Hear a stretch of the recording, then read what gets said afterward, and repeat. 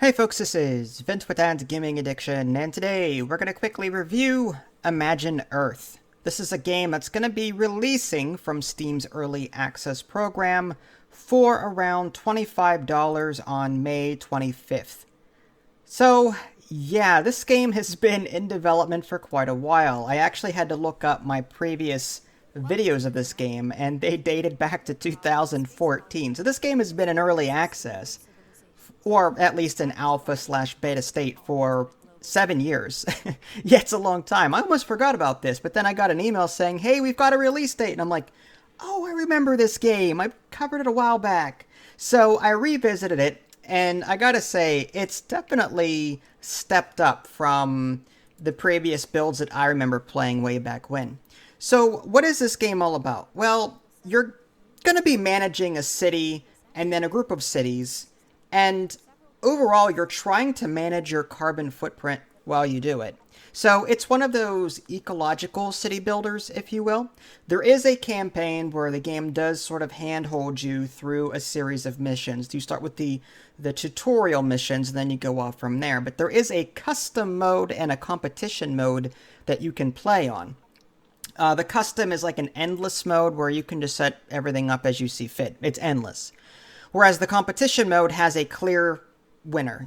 You're striving to complete these objectives or do these things in order to get this many victory points. Okay, so I recommend either doing the campaign or the endless mode and turning off all of the bad stuff, because things will wreck you in this game.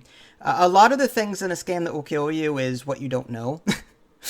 For example, you'll be going along, okay, fine, I'm doing great. I got a city district down, and oh, I need energy and food, and I need goods. Okay, I've built structures for them, and my resources for those are in the positive, so that means more people are moving in. Great. Oh, and all of a sudden you've got this epidemic. Well, okay, what do I need to combat this epidemic? Oh, people aren't paying rent anymore or taxes. And I'm like, well, I guess this playthrough's screwed because I didn't know that I needed this, and this to combat that. By the way, you need medicine, and medicine is craftable in a factory. There's goods in this game, and they're individual goods, and you're going to be crafting these things from other things. So there is some resource chaining going on. So for example, if you want to craft medicine, first you need to find like coral, which is in the water, and that's assuming that you've put down a city district that is close enough to it in order to be within its radius. But you mine this coral to get these medical supplies, or whatever they're called, and then you combine that with the chemicals that you're producing from your one chemical plant, and then you create items for your inventory, medicine, which then you can use on infected cities. That's just one of the things that you'll have to combat. There's other things that you can craft in your factory to combat other things. So how does this city building work? Well, I kind of threw a lot at you there. Let me backtrack a bit and explain what's going on. So in custom, you'll be able to customize your planet. You can adjust like land to water ratios, the types of biomes that you'll be dealing with, how many competitors you might have, and so on. So there's a lot of customization with your worlds there. There's even an editor, so you can make your own, which is kind of cool. But once you figure out what you want and how many competitors you want, you then have to figure out where to put your first like base, your city center. And this is important because you're going to need money. You're going to need to put down next to trees and other rare resources that you might need to craft these goods like medicine, okay? Or these special things like medicine. So you're looking around the planet. Okay, I'm going to plop down here. And then once you do that, you're going to build these little sub-districts around. They could be regular town districts, which just house population and give you average money in terms of taxes, or you can put down specialized ones. There's a financial district, there's a science district, there's a medical district. So different districts that you put down around your city center will, bring in population. But as population increases, so does the demand for the three main resources in the game. There's energy, there's food, and there's goods. And again, there are subdivisions of these main things. So energy, for example, there's solar energy, there's wind power, there's coal, there's, gas and other things. And you can build different buildings for these. So you can put down solar generators or wind power generators or gas or coal. But each one, like in, say, city skylines, will affect pollution in different ways. And pollution is a big deal in this game because, well, it affects your carbon footprint. You've got this emissions balance that your faction is generating. And if it just so happens that you have a negative balance, meaning that if the planet can no longer keep up with the pollution that you're throwing at it, then global warming will start to occur. Sea levels will rise. There will be risks of disasters, like, say, from volcanoes or other natural disasters going on. So, part of the game, like I said, is not only making money and seeing to your citizens' needs, but also managing the carbon footprint and keeping the planet healthy. So that's really cool. I like that approach of it. I think the most confusing part, though, is the inventory system in this game. You have to build a warehouse in order to, like, store some of this stuff. So on the energy side, you might be storing solar or wind power. On the food side, you're storing vegetables and fruits. And you can even one-off these things. Rather than put down farms where you gather them over time, you can manually cut down forests that are around, and that, again, adds to the planet's pollution and all that jazz. But you'll gain these resources that will enter your warehouse. On the food side, there's vegetables, fruit, and other things that your people will consume. On the goods side, you've got, like, timber, electronics, chemicals, and, again, that's from different goods buildings that you put down. There's a timber goods building that you put down. There is an electronics goods building that you put down. And adjacency matters. Putting these things down next to districts are typically bad. People don't like that.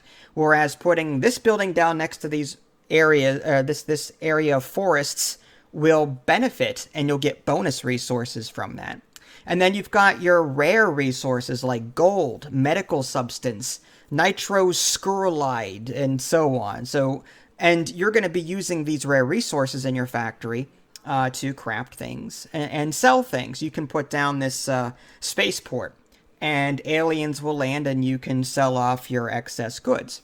So that's awesome. There's also a very rudimentary share market in this game. If you're playing by yourself, it really doesn't matter too much. But you can actually, when you're playing with competitors, you can actually buy out shares of other companies and try and be the last one standing. So there is sort of like I don't want to say stock market, but there is a stock share market thing going on there. There's also a research tree. So there's research and tech licenses. So you're going to gain points with each. There's research licenses and tech licenses.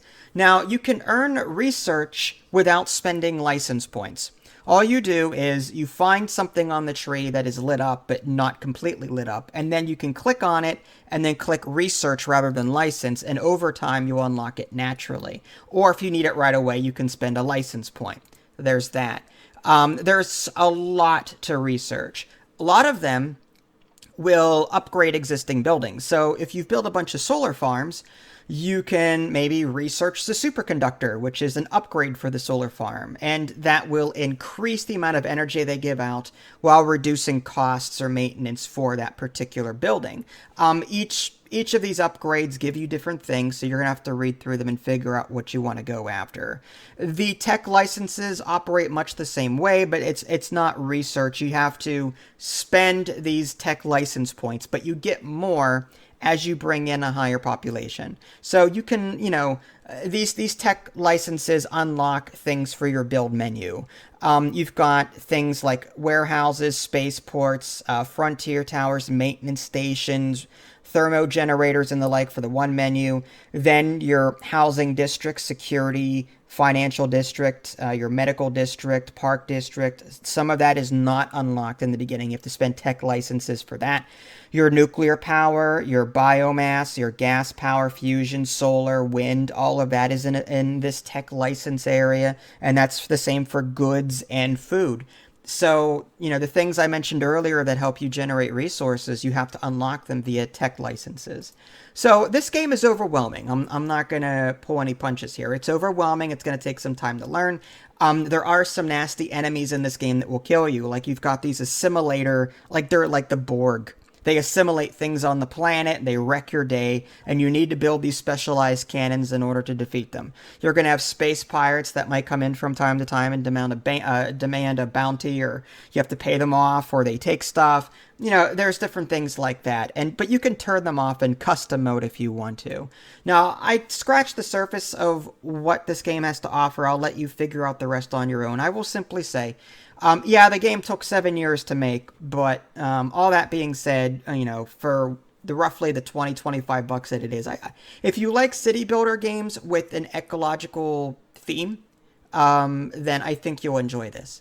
If you guys haven't already, subscribe to me on Twitch and YouTube. That way you can stay up to date with any new content I'm going to publish. This is Vince. Thanks for watching, and I'll catch you next time.